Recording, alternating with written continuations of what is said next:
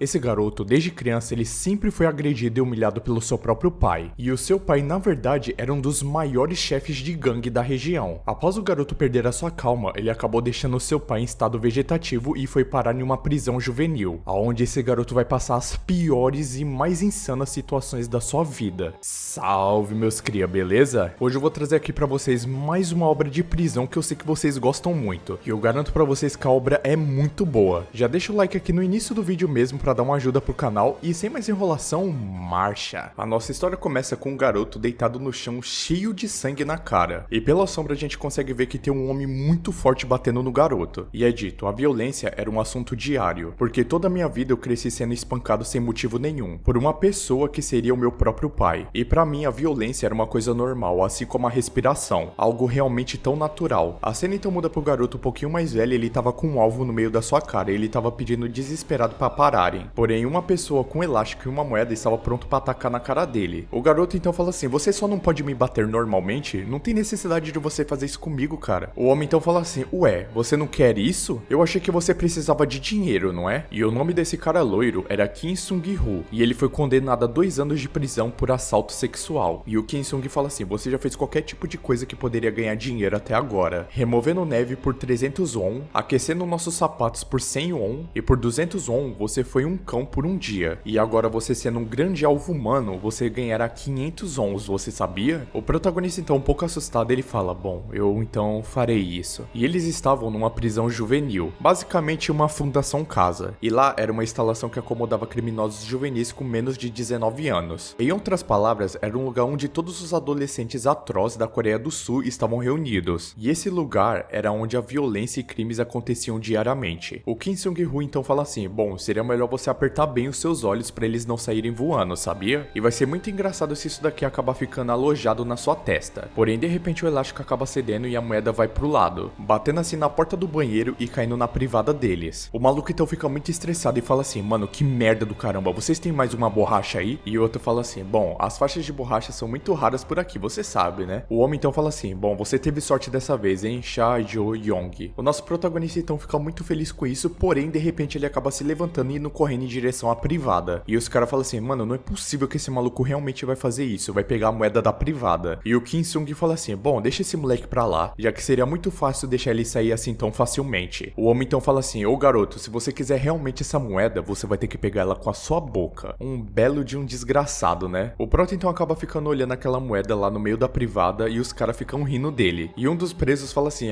você não sabe, né, mas alguém teve uma diarreia enorme aí ontem. E sem pensar 2 vezes, meus amigos, o prota coloca a cara dele na privada. Mano, que nojo, velho. Um dos prisioneiros então fala assim, chefe, não é hora do hack agora? E o cara fala, nossa, mas já? Ei, garoto, é melhor você sair daí lentamente, já que você tá cheirando a merda, entendeu? E assim todos os outros presos estavam rindo da cara do nosso protagonista. Os presos então estavam comentando que o garoto Yong, ele era muito idiota, já que ele ficou assim em apenas 1 mês. E mesmo que ele não tenha dinheiro, eu acho que ele já desistiu de ser humano. E isso é o que os presos estavam sentindo. Porém, um dos presos fala assim, bom, ele está aqui na verdade por tentativa de assassinato também. Então é dito, Cha Jo Yong, tentativa de assassinato, condenado a 3 anos de prisão. O chefe então fala assim, bom, assassinato não é nada comparado a ganhar dinheiro. E os presos falam assim, ué, mas por que esse cara seria tão obcecado assim por dinheiro? Será que ele tem algum tipo de dívida ou algo assim? De repente então na sala do nosso prota aparece um policial. E ele fala, número 7199, Cha Jo Yong, vem até aqui, você tem um visitante. O prota então acaba olhando pra trás e falando, um visitante? E ele fala, a razão pela qual eu estou juntando dinheiro é porque... E bem nessa hora ele é interrompido, já que a cena muda para uma garota de cabelo curto e cachecol vermelho, parecendo a Mikasa de Attack on Titan. Ela então fala, o que há com você? Por que seu rosto está assim tão fino? Esses idiotas não estão alimentando você na prisão? Ou será que você está sendo espancada aqui na prisão? E essa pessoa se chamava Dai-Yun, e era uma amiga de infância do nosso prota. E ela fala, você é realmente um idiota. Eu já te falei que a primeira impressão é muito importante. Eu não disse pra você enfiar alguma coisa no olho de alguém logo de início? E essa era a única pessoa que ia visitar o prota. E ele fala, bom, de qualquer forma, por que você está me visitando com tanta frequência assim? Não há necessidade de desperdiçar dinheiro assim. Ela então se levanta muito irritada e fala assim, ué, você tá achando que eu sou um tipo de mendigo ou algo assim? Me diga o que há com essas moedas. E de onde você comprou isso pra enviá-los pra mim? E mesmo que eu não tenha nenhum tipo de pai, isso não significa que eu estou aceitando dinheiro suspeito, sabe? O prota então fala assim, ei, mas por que você trouxe isso daqui de volta? Ela então fala, isso tudo é por causa da nossa nossa promessa, não é? A nossa promessa é de vivermos juntos em Seul, assim que nos formássemos no ensino médio. E eu já preparei o dinheiro com meus próprios termos. Então é só cuidar do seu corpo agora. De repente, então, enquanto eles estavam conversando, um guarda acaba aparecendo e fala assim: bom, o horário de visita já acabou. Ela então se levanta e fala assim: eu espero que você me entenda. Você me entende, né? Tudo que você precisa pensar é ser libertado daqui o mais rápido possível. E nunca atraia você mesmo. Isso é uma promessa, certo? O Prota então só consegue acenar se despedindo dela. Mas quanto mais ela vai se distanciando, mais o Prota vai ficando depressivo. E ele só consegue pensar nas promessas que ele fez. A cena então muda para o Prota e a garota sentado numa espécie de hospital. E o Prota fala assim: bom, o meu pai, não por causa dessa escuma, ele acabou,